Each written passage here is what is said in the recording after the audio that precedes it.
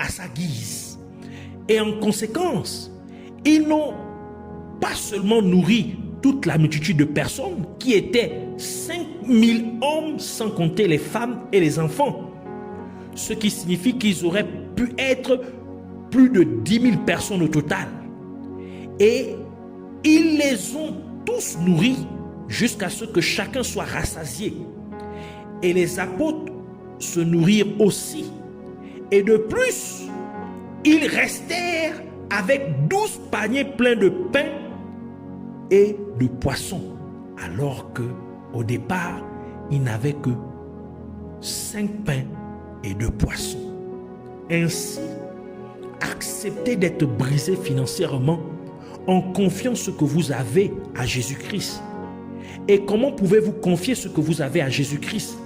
La réponse se trouve dans les paroles suivantes de Jésus-Christ dans Matthieu chapitre 25, versets 34 à 40, qui dit: « Alors le roi dira à ceux qui seront à sa droite, venez, vous qui êtes bénis de mon Père, prenez possession du royaume qui vous a été préparé dès la fondation du monde.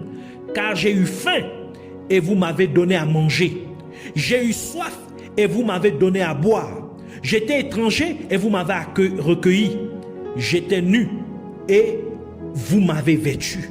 J'étais malade et vous m'avez visité. J'étais en prison et vous êtes venu vers moi. » Les justes lui répondront: « Seigneur, quand t'avons-nous vu avoir faim et t'avons-nous donné à manger? Ou avoir soif et t'avons-nous donné à boire? Quand t'avons-nous vu étranger et t'avons-nous recueilli? Ou nu et t'avons-nous vêtu? Quand t'avons-nous vu malade ou en prison et sommes-nous allés vers toi? » Et le roi leur répondra: « Je vous le dis en vérité, toutes les fois que vous avez fait ces choses à l'un de ces plus petits de mes frères, c'est à moi que vous les avez faites. » Par conséquent, chaque fois que vous donnez ce que vous avez à quelqu'un qui est dans le besoin, vous confiez en fait ce que vous avez à Jésus-Christ. Et Jésus-Christ multipliera ce que vous lui avez confié. Et c'est pourquoi le livre de Proverbes dit dans Proverbes 19, verset 17, « Celui qui a pitié du pauvre prête à l'Éternel, qui lui rendra selon son œuvre. Ainsi, donnez aux nécessiteux, sans vous vanter, ni vous glorifier de vos bonnes actions. N'essayez pas d'afficher le bien que vous faites, car Dieu aime ceux qui font le bien en toute humilité. » C'est pourquoi Jésus-Christ a dit dans Matthieu chapitre 6, versets 1 à 4, « Gardez-vous de pratiquer votre justice devant les hommes, pour en être vus. Autrement, vous n'aurez point de récompense auprès de votre Père qui est dans les cieux. Lors donc que tu fais le monde, ne sonne pas la trompette devant toi, comme font les hypocrites dans les synagogues et dans les rues, afin d'être glorifiés par les hommes. Je vous le dis en vérité, ils reçoivent leur récompense.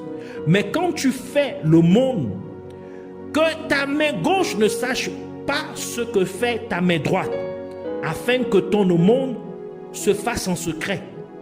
Et ton Père qui voit dans le secret te le rendra. » Donc Dieu qui voit le bien que tu fais dans le secret te le rendra. Par conséquent, dans n'importe quel domaine de la vie où vous aimeriez faire l'expérience de la grandeur ou de plus grand rendement, vous devez accepter que Dieu vous brise dans ce domaine particulier de votre vie.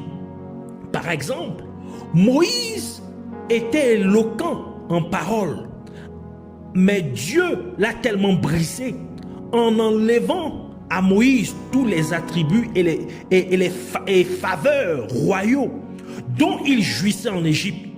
Et il l'a brisé pendant 40 ans dans le pays de Midian, au point que lorsque Dieu le renvoyait maintenant en Égypte pour libérer le peuple d'Israël, Moïse dit à Dieu qu'il n'était pas éloquent. Actes chapitre 7, verset 22 qui dit « Moïse fut instruit dans toute la sagesse des Égyptiens et il était puissant en parole et en œuvre. » Donc il était éloquent. Exode chapitre 4 verset 10 dit « Et Moïse dit à l'Éternel, « Ah Seigneur, je ne suis pas un homme éloquent, ni d'hier, ni d'avant-hier, ni depuis que tu parles à ton serviteur, car j'ai la bouche pesante et la langue pesante. » Par conséquent, Dieu fit en sorte que Moïse ne devienne rien aux yeux des êtres humains, afin que Moïse puisse devenir quelque chose d'utile entre les mains de Dieu, au point que Dieu a dit ce qui suit à propos de Moïse dans Nombres chapitre 12 versets 5 à 8. L'Éternel descendit dans la colonne de nuée et il se tint à l'entrée de la tente. Il appela Aaron et Marie qui s'avancèrent tous les deux et il dit: écoutez bien mes paroles. Lorsqu'il y aura parmi vous un prophète, c'est dans une vision que moi, l'Éternel, je me révélerai à lui. C'est dans un songe que je lui parlerai. Il n'en est pas ainsi de mon serviteur Moïse. Il est fidèle dans toute ma maison. Je lui parle bouche à bouche. Je me révèle à lui sans énigme et il voit une représentation de l'Éternel. Pourquoi donc n'avez-vous pas craint de parler contre mon serviteur, contre Moïse? Par conséquent, Dieu brisa Moïse pour qu'il ne soit plus éloquent avec les êtres humains, afin que Moïse puisse maintenant parler avec Dieu bouche à bouche. Et c'est pour cette raison que la parole de Dieu dit dans Psaume 51 verset 17, les sacrifices qui sont agréables à Dieu, c'est un esprit brisé, ô Dieu. Tu ne dédaignes pas un cœur brisé et contrit. Notez aussi que la hanche de Jacob a dû être brisée pour que Dieu puisse le bénir, changeant ainsi son nom de Jacob en Israël. Donc, au travers du brisement, la bénédiction vient. Pourquoi 5 pains et 2 poissons? Le chiffre 5 est le chiffre représentant la grâce. La grâce de Dieu est venue par Jésus-Christ, comme le déclare le livre de Jean, Jean chapitre 1 verset 17. Car la loi a été donnée par Moïse. La grâce et la vérité sont venues par Jésus-Christ.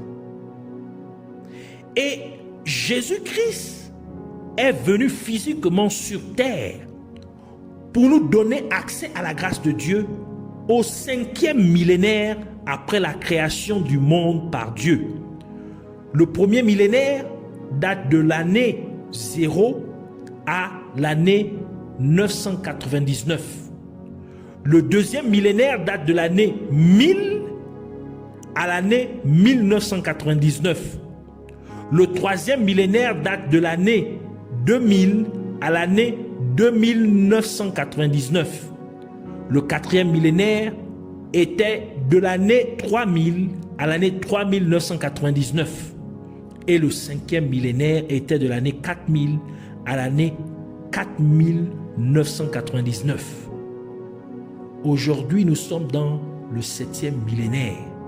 Et Jésus-Christ est né 4000 ans après la création du monde par Dieu.